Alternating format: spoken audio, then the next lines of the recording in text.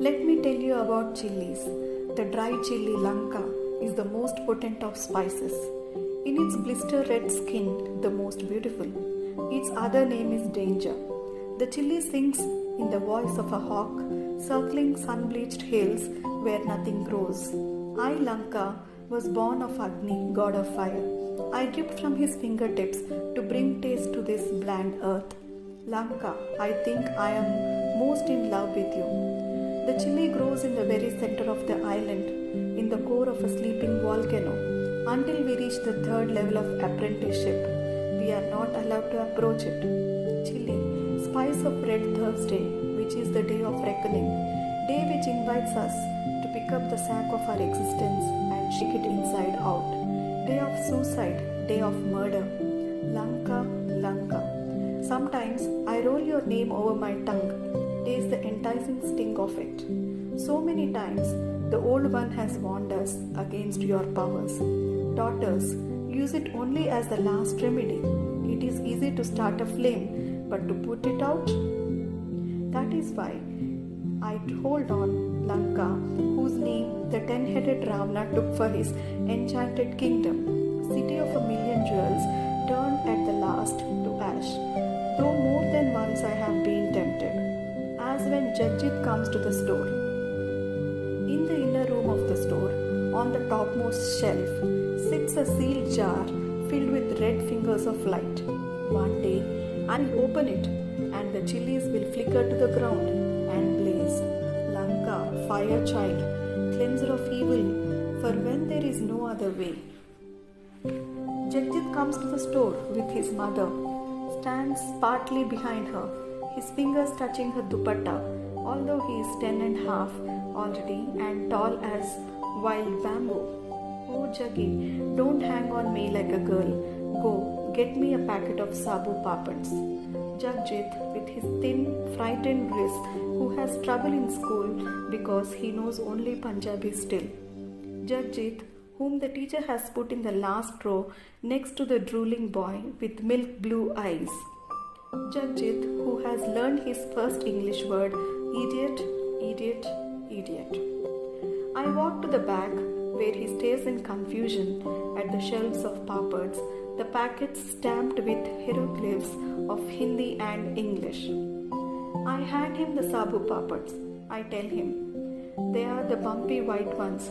See, next time you will know.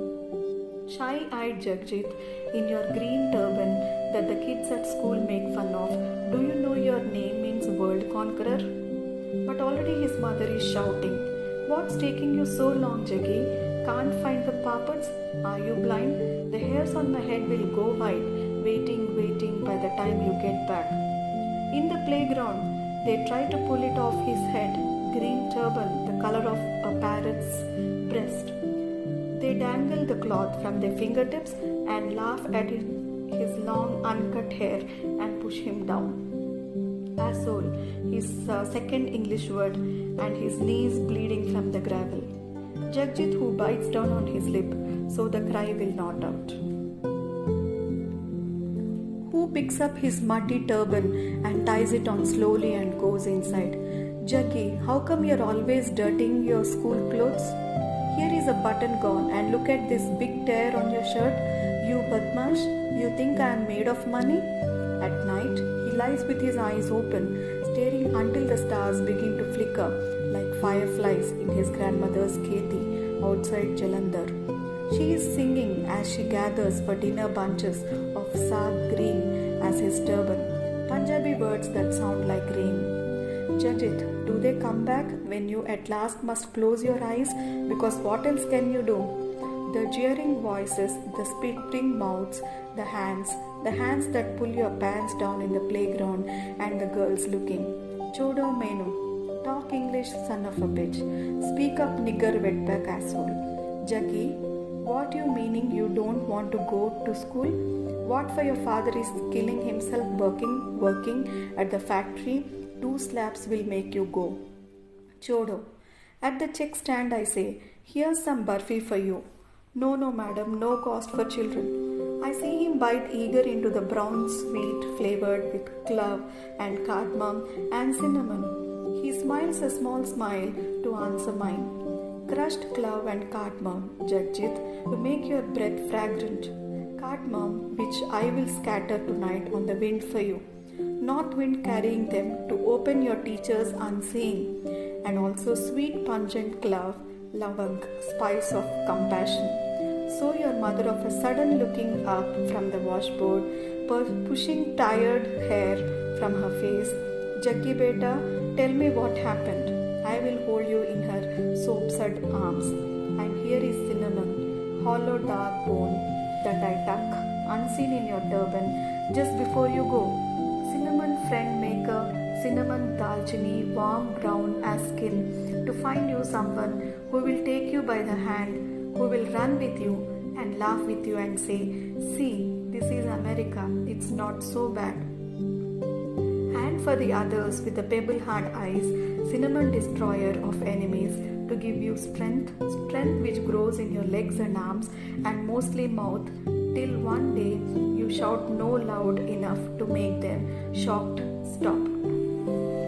When we had passed the ceremony of purification, when we were ready to leave the island and meet our separate destinies, the old one said, daughters, it is time for me to give you your new names. For when you came to this island, you left your old names behind and have remained nameless since. But let me ask you one last time, are you certain you wish to become mistresses? It is not too late to choose an easier life. Are you ready to give up your young bodies to take on age and ugliness and unending service? Ready never to step out of the places where you are set down, store or school or healing house? Are you ready never to love any but the spices again? Around me, my sister novices, their garments still wet from the seawater she had poured on them, stood silent, shivering a little. And it seemed to me the prettiest ones kept their eyes lowered longest.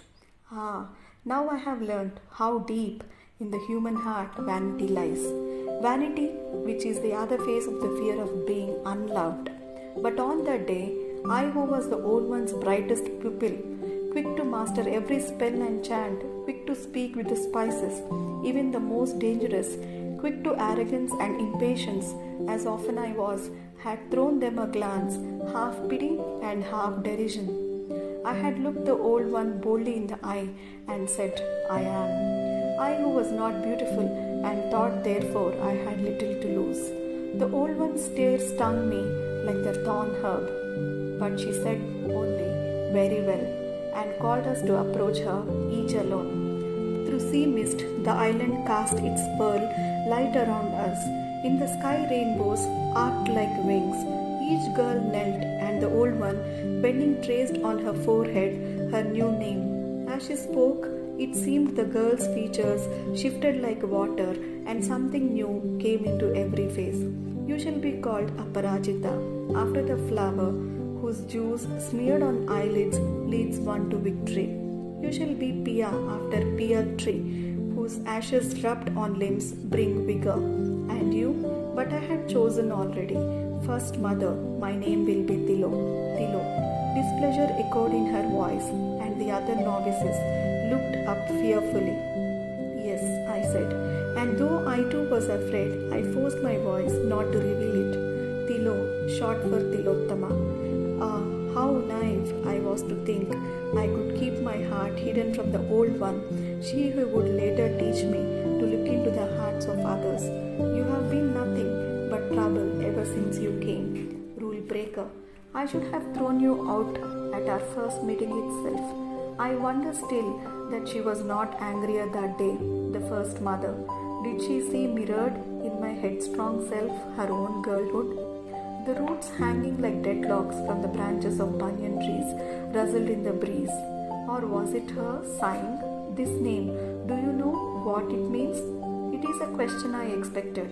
I have the answer ready. Yes, first mother, Til is the sesame seed, under the sway of planet Venus, gold brown, as though just touched by flame.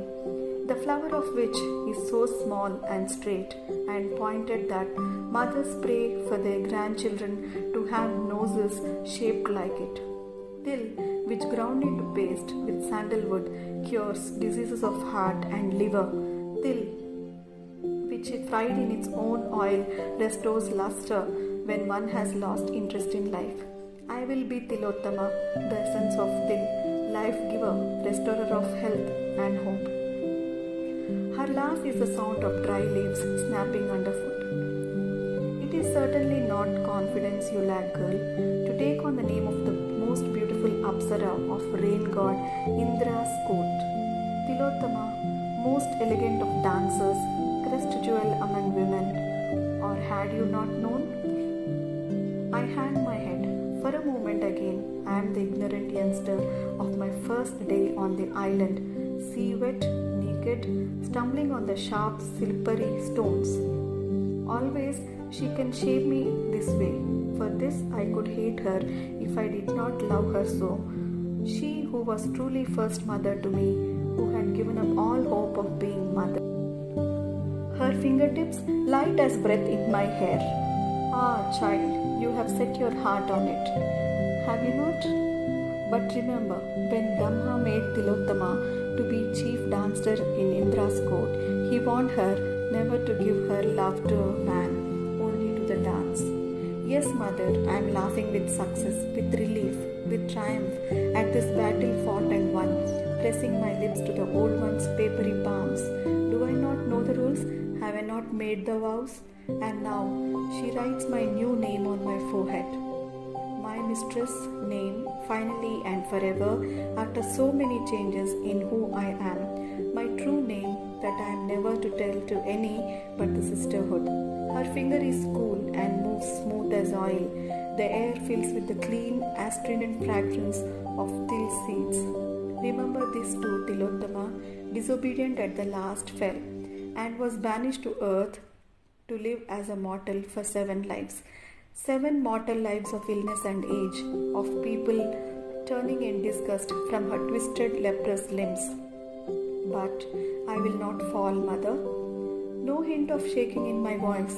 My heart is filled with passion for the spices, my ears with the music of our dance together, my blood with our shared power. I need no pitiful mortal man to love. I believe this.